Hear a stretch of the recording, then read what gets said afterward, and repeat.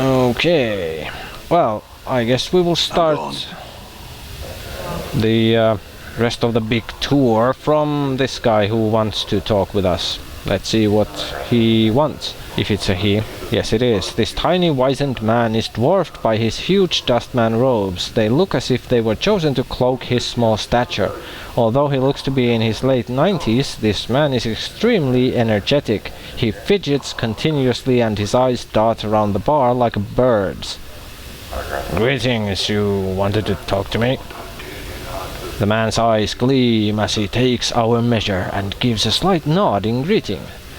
Hail and well met, traveler. You look like one who is just getting their sigil legs about them. He trails off. Pardon me, have we met before? Your face seems familiar somehow. Possibly. Are you certain it was me? Maybe I was mistaken. Mortai shakes his head. Well, no matter, no matter. How is it that Mortai Gravesend may help you? Do you seek the contract, perhaps? Well, you were the one who was shouting at us to come talk to you. Now you ask what do we want? With Bane the Sender it was the opposite. This is really, really weird people here. Contract? I guess he means the donating body to science thing. Yeah, not quite, but anyway. The contract? Why, it is but a simple transaction. From the depths of his huge robe, Mortai pulls forth a dusty parchment and a quill pen. I give you 50 commons. In return, after death, the Dustmen faction may claim your remains. He smiles, then clucks his tongue. What use will you have for them at that point anyway? Well, what do the Dustmen do with the body? Let's see if they are completely honest about it or if they bluff, basically. Mortai holds up his hands as if he doesn't know. What does it matter? It is of no consequence when you pass on. True, in a way, but it still matters to me. Aaron mainly wants to keep poking and see how much they willingly divulge about their practices with the dead bodies, which we mostly know all too well. Well, if you must know, oftentimes nothing is done with the body, and it is we, the Dustmen, who have wasted all that money. More fools us. Mortai gives a light smile, then looks apologetic. But rarely, there are times when the workers in the mortuary need to be replaced, and then we may have a need for your body. Rarely, judging by the amount of them, it's not that rarely. Besides, we didn't really run into any non-walking corpses apart from the few that were being dissected and stuff. You mean I'll be animated as a corpse and put to work in the mortuary? That doesn't sound nice. Ah, but no harm is done, no pain. Mortai raises a finger as if to emphasize the point. And there is no danger. In exchange for money you can spend in this life, you merely have to give us something you will have no need of anyway once you have died. He taps his chest. I signed the contract myself, if you must know. I shall have no need of my body when I pass on. Are you sure? Maybe you won't get the true death the first time. You should be careful, old man. Well, I'll consider it, maybe. For now, I have some other questions. Of course, he nods. It would be my pleasure to answer any questions you may have. I kinda doubt that. Unless he just tries to then emotionally blackmail us afterwards. Well, I gave you all that information. You don't want to sign a simple contract. I wouldn't be surprised if he did that. Well, let's pursue the collector called Farret first. Again, have you seen him? Or do you know where he is? Mortai frowns. He's one of those collectors, isn't he? I know little of him. I think Initiate Emmerich mentioned him in passing. He glances around. Emmerich should be around here in the bar somewhere. He can usually be found in the far corner at the head table, I believe. Okay, we'll probably then ask about Farad, definitely from him. Well, I doubt he knows anything about the journal, like no one seems to, and not even we, but let's see. Mortai shakes his head. I know nothing about a journal. I deal with documentation of a much different sort. You mean that contract you mentioned? What about it? Then he explains again. Kinda useless. Questions again. There was still one more. Yeah, about the other patrons here. Can you tell me about them? Of course. Which of the patrons did you wish to know about? I guess we could ask about more different people here after we talk to them. Maybe. Not sure. But can you tell me about Seer? A troubled initiate. I heard she contracted a sickness not long ago, and it changed her. Now she seems bitter and angry, and she does not speak the Dustman beliefs with the conviction she once did. I fear that bitterness is a passion that could jeopardize her position within the faction. Are the Dustmen not allowed to feel passions? Oh my, yes. Mortai frowns. Too much passion, too much emotion prevents one from reaching the true death. To be passionate runs contrary to the philosophy of our faction. Okay, Erin just started to dislike them heavily, as they have this, and Erin can't stand people who don't show or don't have emotions. Okay, other questions. So yeah, this is definitely a faction that Erin would not want to be associated with in any way anymore. Okay, I guess that was it for questions for Mortai. Farewell. Mortai nods as you turn to leave. He has a strange expression on his face, like he wants to emotionally blackmail us. I'm willing to bet. Is there something wrong? He frowns. Forgive me, I must ask again. Are you sure we haven't met before? Oh. Well, possibly. I do not recall you, though. For obvious reasons. Well, no matter. Okay, farewell, Mortai.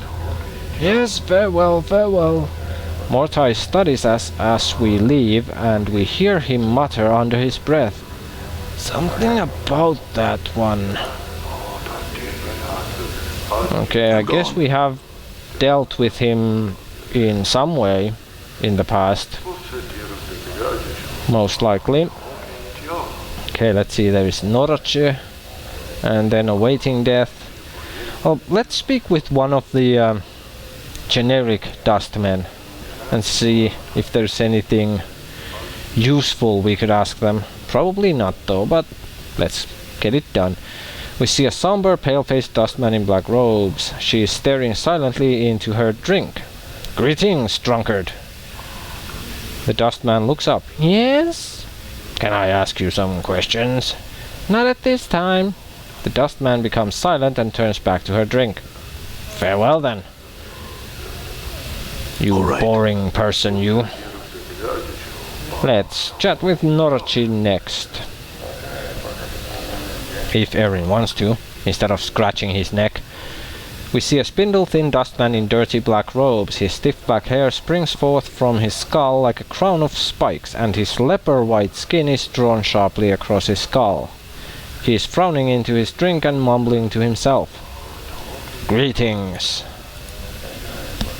Erin seems to love to use that word. The Dustman looks up, blinks once, then looks us up and down, studying us. As he studies us, he takes one of his spiked locks and points at himself with it. Knowledge, initiate, Dustman, guard. Are you related to Pox? I'm here about the posting outside. The job. That was something. I forgot what. The Dustman looks us up and down again. Many troubles have I. Help can you? A mausoleum awakes. The dead walk, the dead disturbed, the Dustmen disturbed. Find out what disturbs the undead and copper coins will I pay. Doesn't sound like too bad of a job, and we get to probably poke more undead and stuff, so why not? Where is this mausoleum? Updated my journal. Orochi nods. Mausoleum by Dustman Memorial. Go north and west from Black Monument, go to Arch and a semicircle over your heart with this finger make. He wiggles the index finger on his right hand. To the mausoleum go you will. I'll look into it then, farewell. We'll ask him some questions too, but okay, the archway that we were checking out there, northwest of the memorial, houses a portal quite clearly. As I guessed there, it did kind of look like it would have some purpose. We see Norochi is pulling at one of his spikes of hair and using it to scratch a spot on his face. We can't help but think he'd look a lot better with dreadlocks. Okay, we should have asked questions from him first, though I have a feeling he probably wouldn't have answered much, or the answers would have been even more useless than poxes. Oh, next guy, awaiting death. Before us is a young dustman with stubble on his chin and dark circles beneath his eyes. He is staring at the wall with a somber expression. Greetings. The dustman doesn't look up, he stares straight ahead as if he is seeing something several leagues beyond the walls of the bar. Can I ask you some questions? The dustman doesn't respond, he keeps staring into the distance. Alrighty then. Let's go, Chief. This dusty might as well be fertilizer. Fair enough, let's get out of here. As we turn to leave, the dustman suddenly speaks, his voice barely a murmur. We have to strain to hear the words. We think he said something about wanting to die. What did you say? The boy's expression does not flicker. Do you want to die? Well, when it comes to true death, I really don't know. Do you want to die? Yes. Well, I'd say, why do you want to die would be a stupid question from these people. If he does hold his beliefs and all, being Dustman, the answer would be true death and all that, because life sucks and is pain and blah blah blah. So the more interesting question probably would be, why don't you want to live? This is living? He bares his teeth and his hands clench. This existence is a mockery of life. I do not wish to continue the charade any longer. Death is silent, comforting. Well, then why haven't you killed yourself already? I have been looking for a means to end my life. Will you kill me? Lazy ass. Well, Erin doesn't outright say no. He doesn't really have any reason to try and prevent him from dying in any way, so it depends. How much? He tosses a small bag onto the table. In this bag is all that I own, 50 coppers. Kill me and it is yours. Okay, well, seeing as he wants and is willing to pay for it, hope you won't have any regrets. Alright, close your eyes. He closes his eyes. Okay, we could either take the money and leave quietly or strangle him. Well, this guy kinda made a mistake with this. Erin loves to pull off practical jokes and stuff like this, so we will take the money and leave. We gently pick up the bag from the ground and leave quietly. The sack appears to hold about 50 copper pieces. The dustman remains still as we step away, his eyes closed, never moving. The contents of this bag are the price for your foolishness. Farewell. Ta-da! And we are richer without lifting a finger, apart from picking up the stuff, of course. Sucks to be him. Okay, let's see. There is this guy, Old Copper Eyes, and then Emmerich. done. Let's check again up here, but I think that was it. Yeah. Apart from that, zombie worker who seems to be standing still, not doing anything. And it's a female. Mort will probably love her. As usual. I'm gone. Okay, let's chat with old Copper Eyes. Before us is a tall, silent figure. He could easily pass for a statue, although the deep furrows in his face and brow make us wonder if the sculptor was a little too eager in defining the face with the chisel. He looks well over 50 years old, but exactly how much over 50 it's hard to tell. As he slowly turns to look at us, we catch the dull sheen of copper in his eyes. Greetings. Old Copper Eyes stares at us. His eyes are difficult to make out past the black well of his eye sockets, but they look to have a coppery sheen about them. Well, we're not looking to sign one of the dead contracts, so... just questions. Copper Eyes says nothing. Okay, never mind then. Farewell. Doesn't he deal in anything but the contracts? But there is also one thing actually now that came to my mind, and Darin's as well. Have we signed that contract at any point before? And if we have, would old Copper Eyes know? Let's see, I'm looking to sign one of the dead contracts. Copper Eyes makes the barest of nods and slowly reaches into his Dustman robes with both hands. With his left hand he pulls forth a small bag of human skin. With his right hand he draws forth a piece of parchment folded around a fingerbone pen. The bag and the parchment are slowly laid on the table in front of us. Let's examine the parchment first. It's a contract that entitles the Dustmen to take possession of the signer's body after he has passed beyond the eternal boundary. The signer, in exchange, receives a monetary sum from the Dustmen agreed upon at the time of signing. We assume the sum in the bag is the amount we will receive for signing the contract. Yes, we do assume that. And let's examine the bag of human skin. The bag is full of coppers. There looks to be about 100 in there. We would get more money from this guy if we signed it. However, we won't. We could take the bag, but I've changed my mind. Farewell. Copper Eye says nothing, simply reaches for the bag and the parchment and draws them into the folds of his robe. Yeah, Erin might be a bit dim, but not that dim, thanks to his common sense. Okay, well, I think I just quick shaved, but I'll do it again. My throat seems to start to hurt pretty bad, so I'm going to have to leave it here for now.